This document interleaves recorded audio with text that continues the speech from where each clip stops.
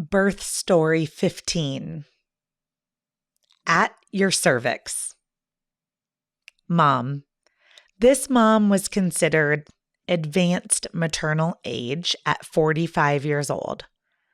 Achieved childbirth vaginally without pain medication. Baby number 2. Vivian. Born August 23rd, 7 pounds, 1 ounce. Gestation, 39 weeks, 0 days. Labor. She was induced with a Foley bulb.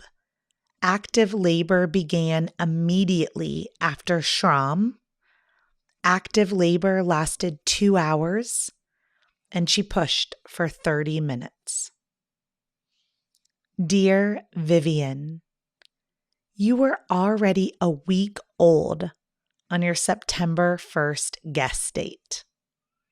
Your mom desired a completely natural childbirth like she had with your big sister.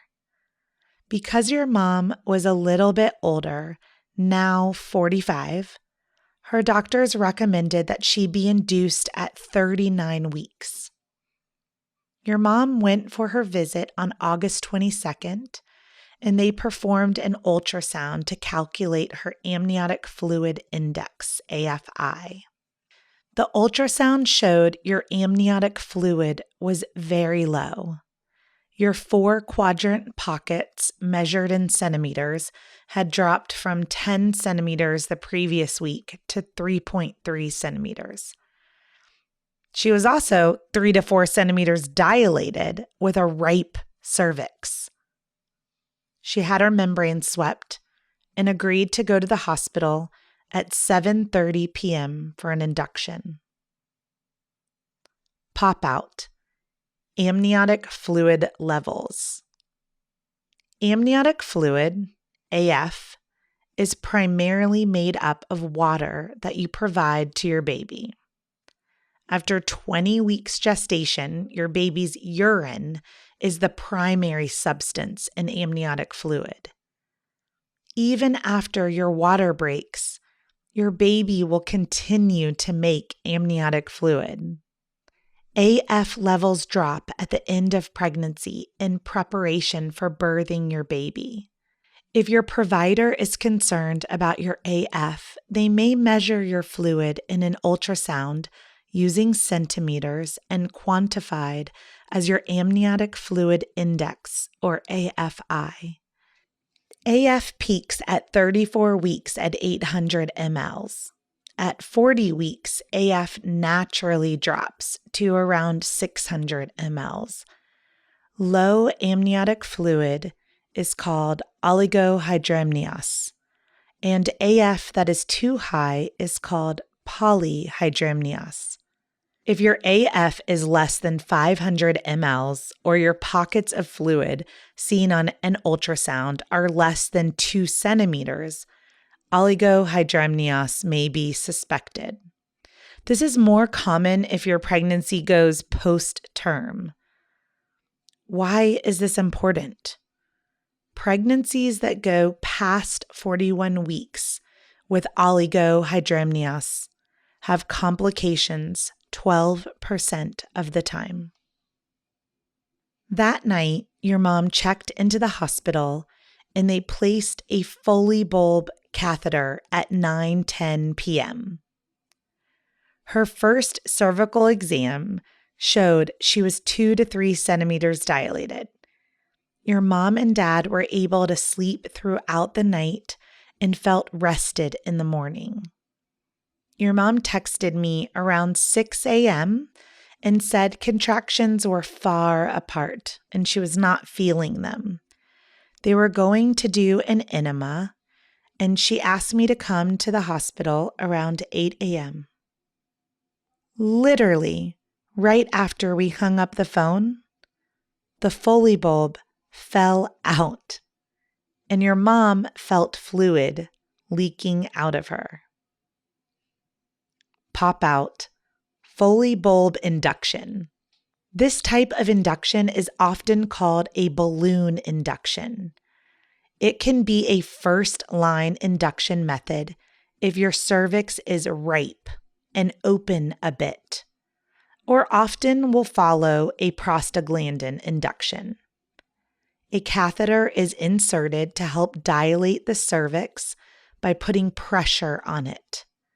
The balloon rests above your cervix, between your amniotic sac and the bottom of your uterus.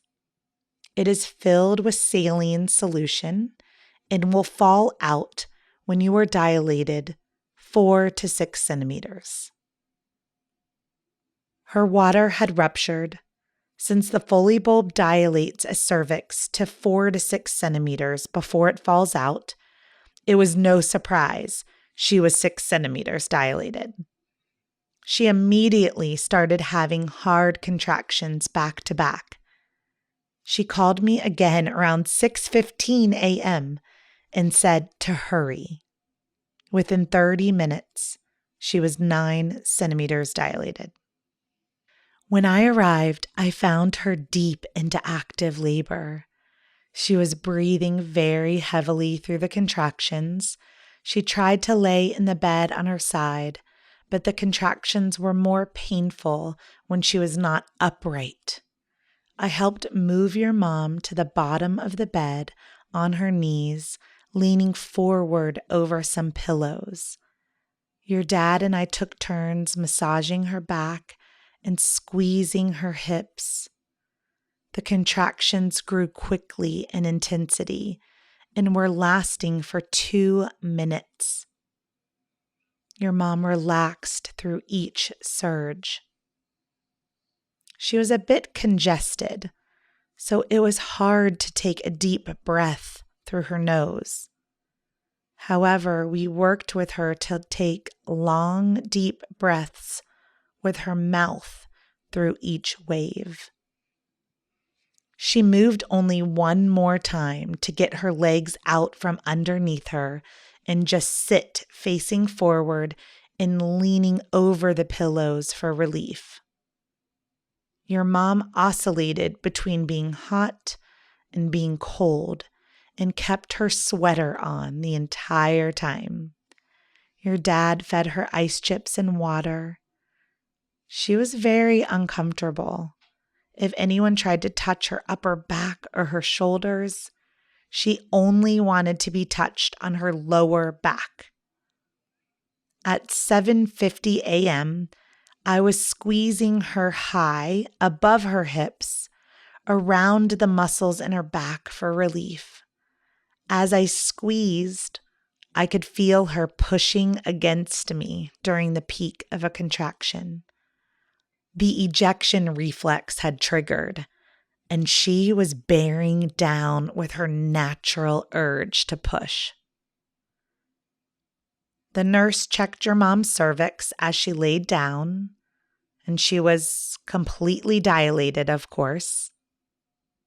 Your head was at a +2 station during a contraction. Your mom did not have an overwhelming urge to push, but she did want to bear down at the peak of the contraction. So we just watched as she breathed through each contraction with strength and ease. She was very calm, listening to her body as it guided her. At 8:15 a.m., the doctor came in for delivery and asked your mom to try to push against the contraction. She was on her back, and your dad and I held her legs. When the contraction would grow, she would breathe until the peak of the contraction and then wrap her arms around the backs of her thighs. She held her breath and curled around you while pulling her legs far back. You were helping. We could see you pushing off of your mom's side. Your heart started to decelerate as you descended. Your head was more compressed, which is normal, and caused just a few more heart decelerations. Your head started to emerge, and even when the contraction ended, your mom was still pushing you out. Vivian, you were born with your head down and rotated to face your mom's right side as you emerged. You were born at 8:45 a.m. You weighed 7 pounds, 1 ounce, and measured 20 inches long. You had a very long umbilical cord, which you tied into a true knot. Pop out. True knots. As mentioned first in Birth Story 6, these true knots are very rare. This book tells the birth stories where I have seen 4 true knots with my clients, which is quite uncommon for the number of births I have attended. The doctor patiently waited 5 minutes until the cord had fully stopped pulsating before your dad cut the cord.